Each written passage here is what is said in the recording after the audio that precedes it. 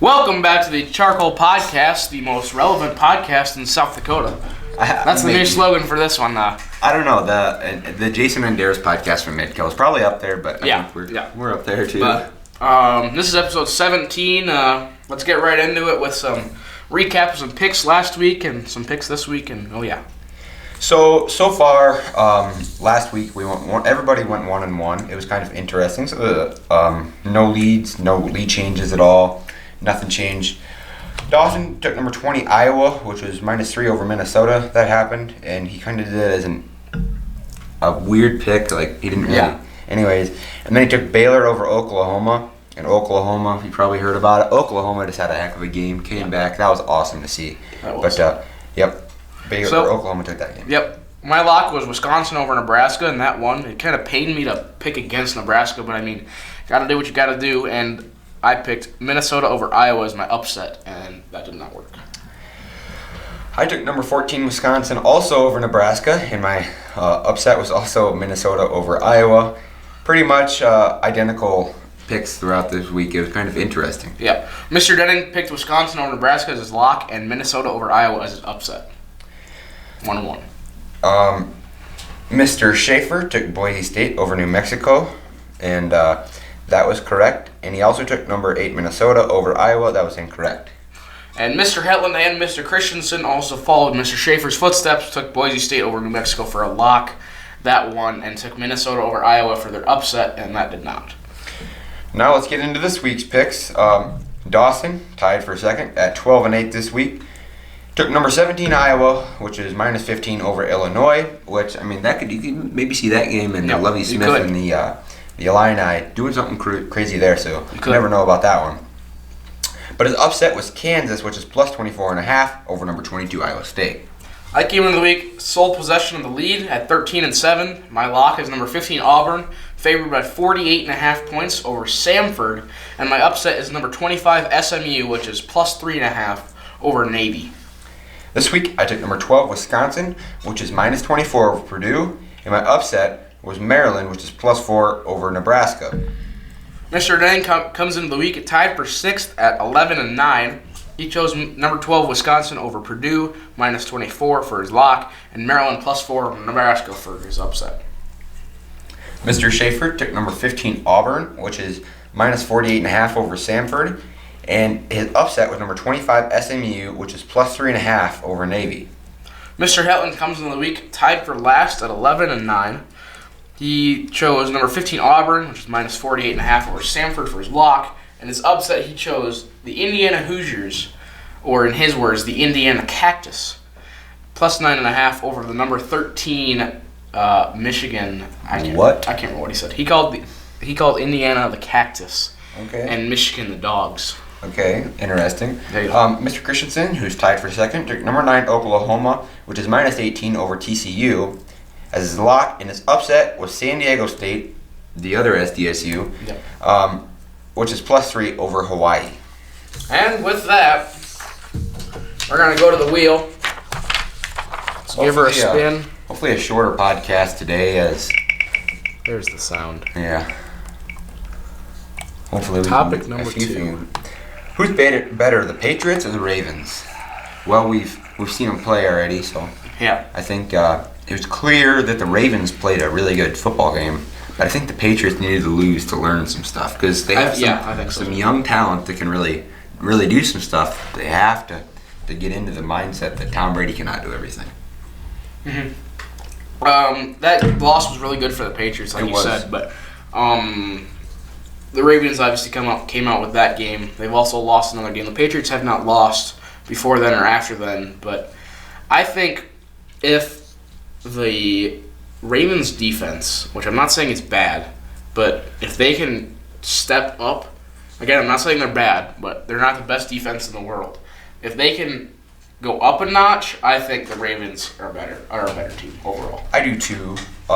It's going to be interesting because there are a lot of people that are skeptical of Lamar Jackson. He's going to get hurt. They're like, he's going to get hurt. Just wait, and he's going to get hurt, and he doesn't. Yeah. They've been saying this since week 2. I mean, they've been saying that Lamar is going to get hurt, and has he? No. So, I mean, I seen a stat line the other day that he's gotten hit up like 122 times, 122 different times. That is like 40 less than Christian McCaffrey. Yeah. So, and how's Christian McCaffrey doing? So, when you think about it, he's pretty young. So, I mean, yes, he can tolerate those hits. But I think as seasons go on, he's still going to be this nice mobile quarterback. But it'll take more of a toll on him. The hits will, as he gets older. I mean, but he is a really good. He's kept grown into this really good mobile quarterback, and it's really showing through the Ravens' success. And I think it's really good for him. Okay, so let's head into this next one here. Hopefully we can get something NFL-wise. We have a lot of NFL topics on 10 of them. I like to talk about the NFL stuff. Yeah. Number 10. Perfect. The NFL's best defense, in your opinion? Well, just going based off of ESPN Fantasy, which, I mean, is probably not the most accurate source to see who's better, but the Patriots' defense is the best defense in the league, according to ESPN Who I have in who he has in Fantasy, and, yeah. I auto-drafted, too. Yeah. So, but I think that the Vikings' defense is right up there with them. It is, and the way they're playing right now, they're probably not going to show it, but I think that they're going to be an extra team come playoff time. Yeah. And it's going to be awesome to watch Danielle Hunter and Everson Griffin and Linval Joseph on the D-line and the backers with Barr, and I mean, it's going to be really awesome to watch them guys do what they do. Yeah. It's between those two, though, I'd have to take the Patriots just by a slim margin but when you look at it, the Patriots, their schedule has not been the toughest. You're right. Which, in the NFL, is really hard to do. Yes. But, I mean... In the AFC, is not as competitive as the NFC. I mean... And that's why you have this Vikings team. What are they? 7-3, I want to say. 8-3, 7-3. Yeah. On the bye week, too. Yep. Coming off a bye week so they can really build after almost stunner against the Broncos. That was a crazy game to listen to. I unfortunately couldn't watch it, but I listened to it on the radio, and that was awesome. Just the play-by-play by Paul Allen was just great. And it was awesome to listen to, and the Vikings kind of pulled it together, and that was nice to see. But in my opinion, I'm going to bring a new card to the table. We're going to try out the Chiefs. The Chiefs' defense is pretty good. They are, and that's another big key of their success is because the Chiefs, they're just this all-around team. But here's the thing, though. They're so inconsistent. I mean, you don't see them doing big stuff every week like the Patriots' defense. The Chiefs' defense plays really well against the Vikings, and then it is totally tank against the Chargers the other night. I mean, it wasn't... They did have 4 interceptions, though. I know, but that's about all they had. Yeah, and they really should have won that game by 42. Yeah, they should have. Should have, but I don't know. It's weird, and it's hard to tell. So then that one kind of comes down to their offense. Yes, and you're right, and Patrick Mahomes can do some crazy stuff, but we're talking defense here. I think Patriots is probably the best decision. I'd have to say that Patriots defense is the best defense in the league. But they're most consistent, the most consistent, but really good consistent. Like the Vikings defense, if you had to graph it like this, the Patriots have stayed here, the Vikings defense is coming up, and I think it's really close. So. Okay, now we're going to talk about this Myles Garrett situation. It would have been last Thursday night. Thoughts on that one? And he is appealing the suspension, and what will happen to his career? He was going to talk with the appeals office yesterday, I believe, Wednesday. I don't think they'll revoke his suspension. No. And I don't know what he has to appeal. He can say sorry all he wants to, but I mean, if this happens again, and I take this in a couple different ways, and Rhonda Baker was telling me the other day, and we were talking, and Rhonda was saying that if he had a normal job, right? If he was a teacher, say, if he was a teacher, he came into the school, and he went up to one of his coworkers and just started whacking him, what would happen? He'd put in jail. Yeah. But he's appealing, trying to play football. Like, did he get fined, like, actually? He probably did, but... I think he got... Well, he's suspended without pay for the rest of the year, which... Essentially, they're just fining him for all of his paychecks and not letting him play. Yeah. But I don't think they tacked on a fine onto that. And also, Mason Rudolph said he's not going to seek charges, like assault charges or anything. He's just going to let the NFL deal with it. But I think they made the right move here with their suspension. Should it probably be longer? Yes. Yes. I think so. Like, at least probably 8 games into the next season. I'd say 8 games, not including preseason. Yes. Into the next season. Definitely. Just so he can... I mean, that's... Allowable with practice and something like that, probably. For next season, though. Probably not this season. Yeah. So I think the NFL, so far, I think they've handled it really well, surprisingly. But, yeah. I think he's just crazy for trying to appeal it because... But, yeah, let's talk about his career quick. Does he come back next year? Does he quit? Does the Browns release him? I think the Browns release him, Probably. in my opinion. And like a team I think he would fit really well with a Seattle team, or that'd make that defense crazy good. Or like a Texans, or a team that really needs him, like a really D lineman. I think they just need one more guy to make him great, and I feel like that'd be one of those teams. Okay, who's the best team in the NBA right now, and why? Oof, I don't know. Right now, the standings: Lakers 1, Celtics 2. That's about as far as I've gotten so far. What I'm so surprised about is the Celtics and the season they're having, because I didn't really expect them to be doing as well as they are. Yeah. If they keep this up, they're going to be in all right position for a playoff run. But we'll see how they do in the long run. But obviously the Lakers are having a heck of a season. Yeah, they're just... It's obvious that Caruso there from the Lakers, and LeBron and Anthony Davis, and who else do they got? I mean, they got some pretty dang good players. But it's hard to stop that, and Anthony Davis and LeBron are having pretty good chemistry. Sometimes when you put two really good players together, they don't mix very well. I.e. James Harden. Yeah, I was just going to say that. Chris Paul. They didn't really mix. And I think that these two mixed because Anthony Davis looked up to LeBron as a kid. So now he's like, okay, I'm going to play with this dude. I'm going to figure out how to, and not like Anthony Davis is bad. He brings something to the table that LeBron can play with too. That LeBron probably hasn't seen with it, other than Chris Bosh when he played with the Heat back in the day. Yeah. I think the Lakers are the best team and they have the best record, which shows it. But their team chemistry, like, one thing it mind boggles me about the NBA is you take all these guys from random parts of the country, sometimes random parts of the world. Oh, yeah. You bring them into a team, you pay them, that's your team. And it just boggles me how good a chemistry they have. It's just crazy good. And you wouldn't expect that from people that are getting paid $15 million a year to play basketball. But I don't know. And the Lakers have really mastered the whole team chemistry thing, and I think they're going to go a long way. It's a touchy subject, the chemistry deal with some teams, but if you look at the Lakers, it's not a touchy subject for them yet. Yeah, they got it figured out, and that's impressive. For this earlier in the year, it's impressive. Let's head to number 7. 7 is, do the Vikings have a flying chance to go all the way? I don't see why not. I think, obviously, we said earlier the defense needs to pull their crap together a little bit, and that they're going to be in good shape offensively. They need to get Dalvin Cook going a little bit more, and Thielen's going to be back in the next 2 or 3 weeks, so he's going to really improve this team. But I think right now for the Vikings, they need to get through this bye week, get healed up, and then they got Seattle, so they got 2 weeks to get ready for one of the best teams in the league. And Seattle is their offense and defense are both good, but their offenses can hit you either way. They can surprise you with a run, gash you for 15 yards like it's nothing, and then the next play, pass it for 20. I mean, it's just, they're that good of a team with that many options.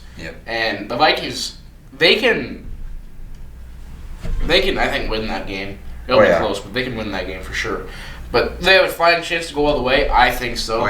If they can keep their offense steady, because you know that we had those week 2, 3, 4 where they started to dip. They've really gotten back from that, or whatever the weeks those were. I think they need to get through.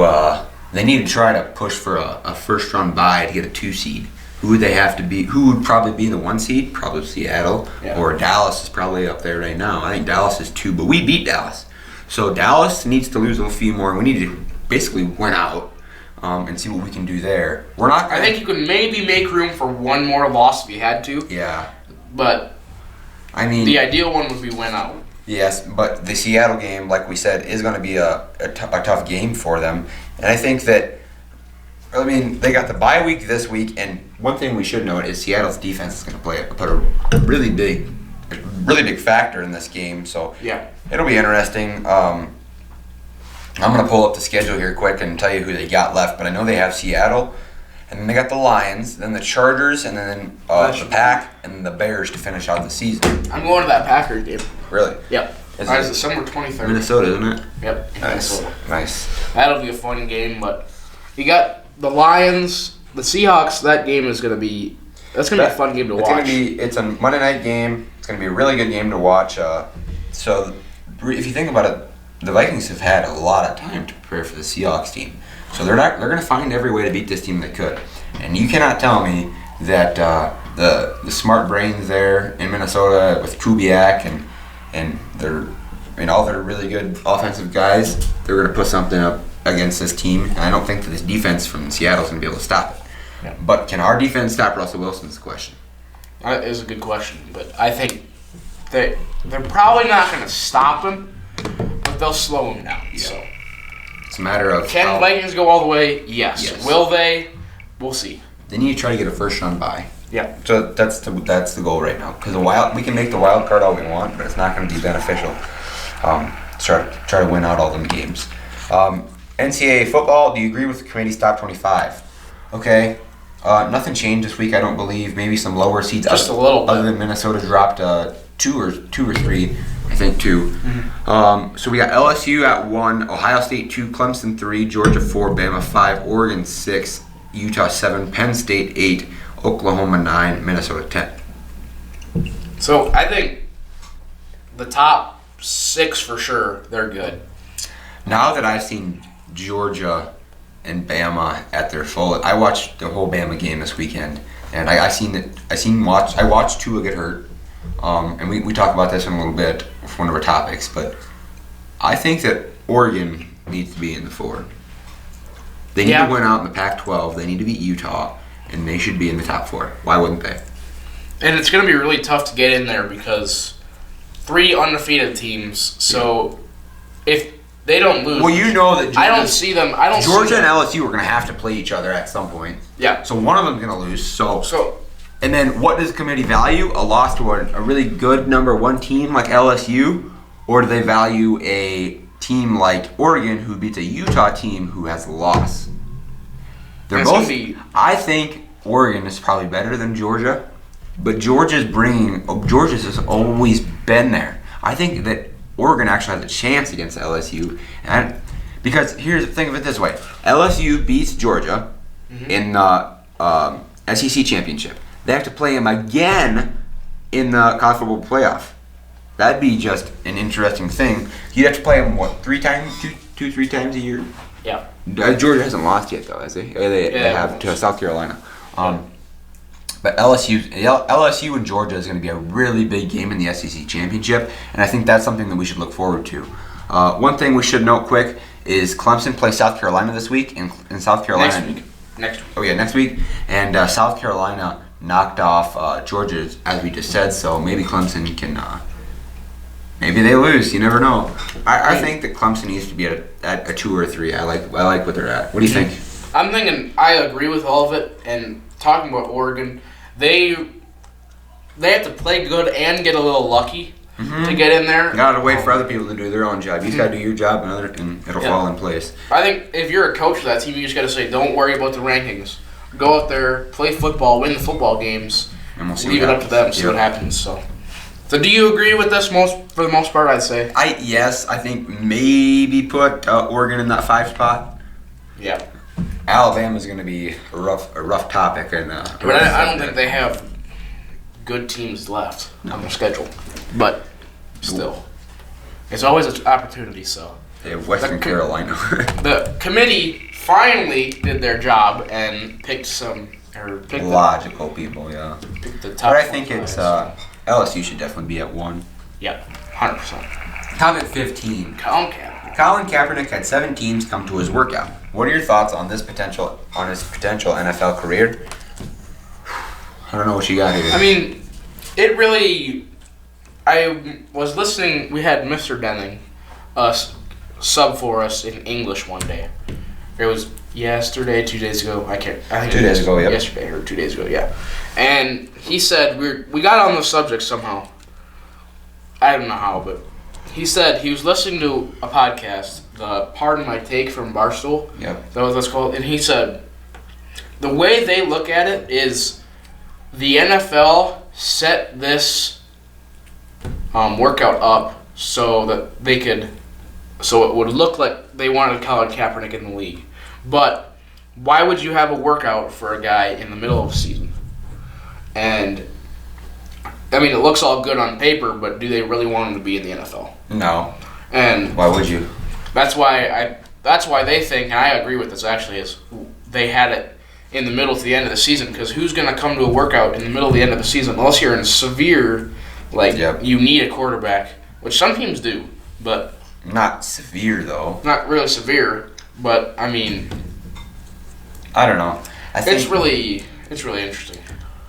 Colin Kaepernick really shot himself in the foot with his interview. I believe that it was super idiotic. Instead of saying how he was ready to play, all he really did, I listened to most of it, all he really did was just bash the NFL. Yep, and I think that and the NFL kind of did this because basically there was a flying chance he could have been the downfall of the NFL.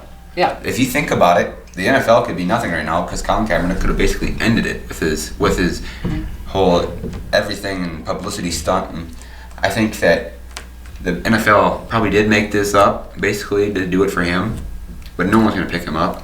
I think if anyone does pick him up, because all 32 teams were invited, it was said at one point that 20 were planning to attend.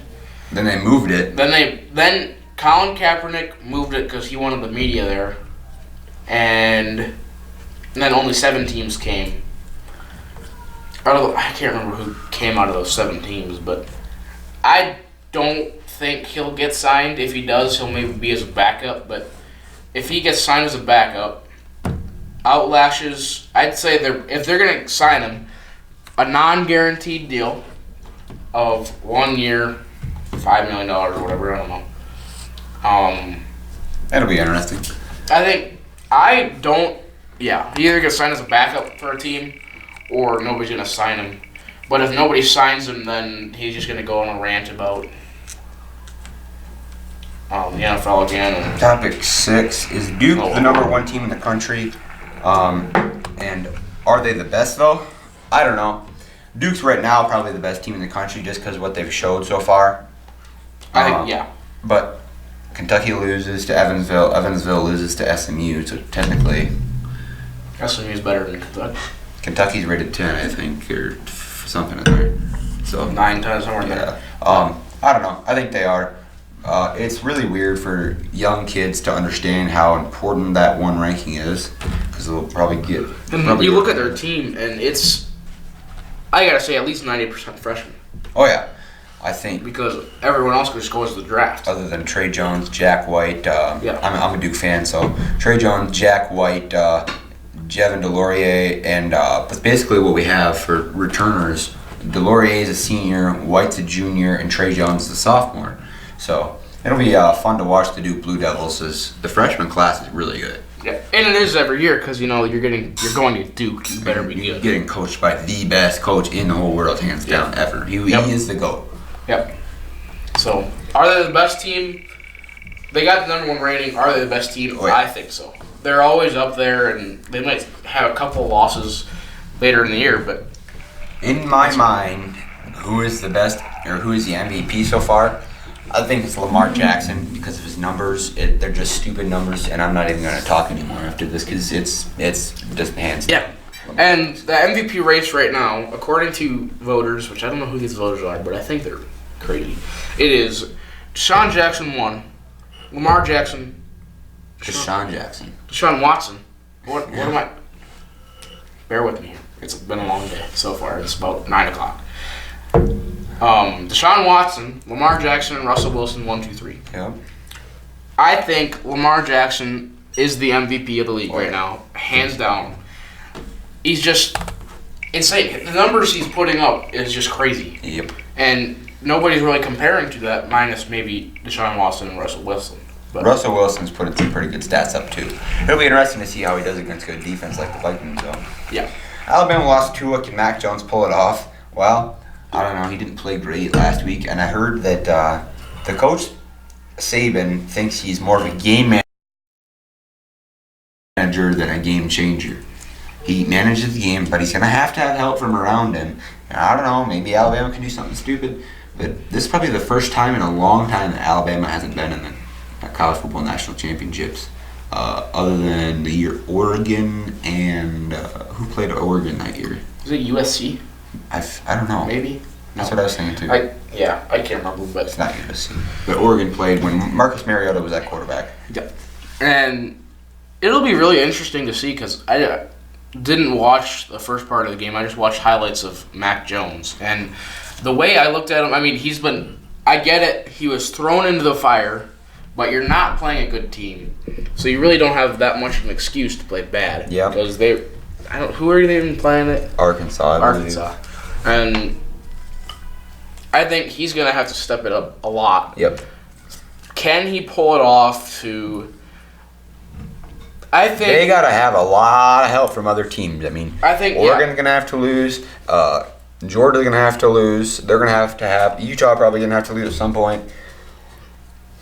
Just saying, their chances are really slim now that they don't have Tua. They're slim, but I think Mac Jones, I'm going to give him about a 20% chance to get to the playoffs. 20? Top 4. That might be a little bit for me. I think I'm going to go about a 15. Yeah, but he's 20% chance to get to the playoffs. 2.5 to get to the finals and 0 for the championship. Yep. I don't think he can pull off the championship. Well, there's always a chance of that. I mean, there's always a chance, so I'll give him 0.000001. Yep. But I think we should just head on the next topic. We've covered that, so. Yeah. I don't know. It's a rough subject, and I feel bad for Alabama now that it's happening. I think Tua's such a good player. Nick Saban kind of screwed himself in the foot, too, and it was just bad. Top 14. Joey or Nick Bosa? Okay. So I could have both of them on my team. Oh, 100%. Joey Bosa plays for the Niners and Nick plays for the Chargers, I believe. No, other way around. Other way around, yeah. Other way around. So, yep, they're both really good players. Who you got? Who would you take? I feel like Joey Bosa. He's the one that plays for the Chargers, right? We just said that. I forgot it. Yeah. Yep. I think he's more of a standout because their Chargers defense is horrid. Is really not that good, but he's the only good player on it. Yeah. So when you look at it, though. he is good. I'm not saying he's bad. He's good. He stands out on the bad Chargers defense. But does that make him the better one? I don't think so because you still hear about Nick Bosa, even though the Niners defense is crazy. They're pretty good. Yeah. And you still hear about him, so I think Nick's better. Oh, yeah, definitely. I fully agree on that one. It's crazy what the Niners did in 2 seasons, though, coming back from what they had. Mm-hmm. Topic 9. Best offense. Best offense in the league. Oof. If you don't think it's the Chiefs, I don't agree with you one bit. One of the best running backs, obviously, Patrick Mahomes and the Cheetah at the wide receiver, with plus Sammy Watkins. How do you stop that? I think bear with me here. They're the best offense in the league. They're the most all-around best offense. But they are not consistent. And yes, you are right, but they are probably the best. They are. I have to say they're the best. And they're just like the Cowboys. The Cowboys, you could once say at the beginning of the season, they were the best offense. A really good quarterback, one of the best running backs in the league. And they are the most inconsistent offense. Oh, yes. In the league, two of the best wide receivers. Boom. And they throw it away. Yeah. You think it's a coaching thing? You can't really blame that all on the coach, though, because when you look at it, it's still the players playing the game. Yeah. And I get it, some of their situation deals might not be the greatest, like their decision-making, but we're getting off topic here, but you can't blame it all on the coach. You can probably blame a little bit on the coach, but you can't blame it all on the coach. I know. But all right, let's head to this next Yeah. one here. There's talk that Mike Zimmer, the coach of the Vikings, will get fired after the season. What are your thoughts on this one? I don't see why you would fire him. I know. I seen a post on Instagram about it when it was 20-0 at halftime, and then he got a lot of backlash. This Instagram post did when they won.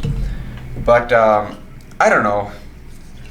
He's been here for a while. Yeah. He's produced some of the craziest defensive players we've seen. Danielle Hunter.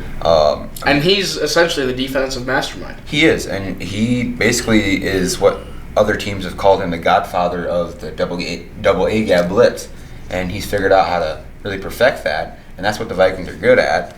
So I don't see any reason to get rid of him. Yeah. I mean, obviously the Vikings are in Super Bowl contention right now, the way they're playing.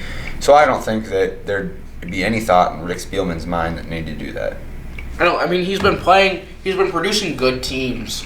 Granted, they probably haven't gone as far as they'd like to in the playoffs, but they're still good teams nevertheless. But I feel like there's zero reason why you should fire him right now. All right, topic 8. Who do you have playing in the Super Bowl, and who's winning it? Okay, so let's just start here. AFC, who you got? I think it's going to be for the AFC Championship, Patriots-Ravens rematch. I think Ravens are going to take it. I think the Patriots, Ravens, Pats take it. Well, there we go. Yeah. NFC, this is just... The NFC's hard to choose because, I mean, you don't know. Last year we had the Rams. They're tanking, basically. They're not doing good. And then we got who else? We got the Vikings, obviously, playing a pretty good year. You don't know with that. We got Seattle. We have Dallas, Philly, maybe. You don't know. The NFC is a lot harder to predict because You should see look up what's the top 6 in the NFC right now. And I don't know. It's really hard to choose because Dallas, they might play. They've never really performed in the playoffs with 2 playoff wins under Jason Garrett in the history of him coaching. I don't know, man. I think that it's going to be definitely interesting to see. All right, so we're looking at the NFC. Let's look at the NFC there. We got the Cowboys and the Eagles. The Eagles are at about a 5-5, right? Did I say 5-5? Yeah, Cowboys 6-4, Eagles 5-5, Niners 9-1, Seattle 8-2. Rams are 6-4 and are really not playing. Are really not showing how good they are. Yeah, Packers 8-2, Vikings 8-3, and the Saints at 8-2. Okay, so I feel about it's going to be really interesting because the Packers might pull something out, and you never know. Because I mean, the Cowboys, the Niners, the Seahawks. I think if I were to guess, I got the Patriots and the Seahawks in the Super Bowl, and the Seahawks take it. I think I'm going to go kind of wait. The NFC Championship, you're probably looking Seattle and 49ers. Can the 49ers make it that far, though? I don't know. On their schedule, they've played one really good team, and all the rest of them lost. decent but terrible. Yeah. They lost to the good team. So once they get to the NFC Championships, I think I'm going Seahawks and... You said the Ravens. Yeah, Seahawks, Ravens in the Super Bowl, but NFC Championship, I don't know. Seahawks, Ravens... Maybe the Vikings, you never know. Maybe the Vikings, you never know. Seahawks, Ravens... That'll be a game for the ages there. Yes. Who's going to win that one? Probably, I don't know, probably the Seahawks. I just don't know if Lamar Jackson can do it at that level. Yeah. It's going to be so loud, So neutral site. You don't know. I mean, it'll be interesting. It's in Orlando or Tampa Bay this year, Super Bowl. Somewhere in Florida, yeah. Yeah, it's in Florida. Anyways, one more. Topic number 3. Topic number 3, USD, SDSU. This is a good one to end it on. Who you got in this one? It's in the Dakota Dome, the getting refurbished Dakota Dome. What do you got here? SDSU by 30. I got SDSU by 35. So, with that, that's a wrap on the CharCole podcast. That was episode 17. Oof, yeah. A A little longer than we expected, I guess. Yeah. That's all right. But that's fine. From Cole Larsh, Charlie Preen, and Dawson sometimes behind the camera. We'll see you next time.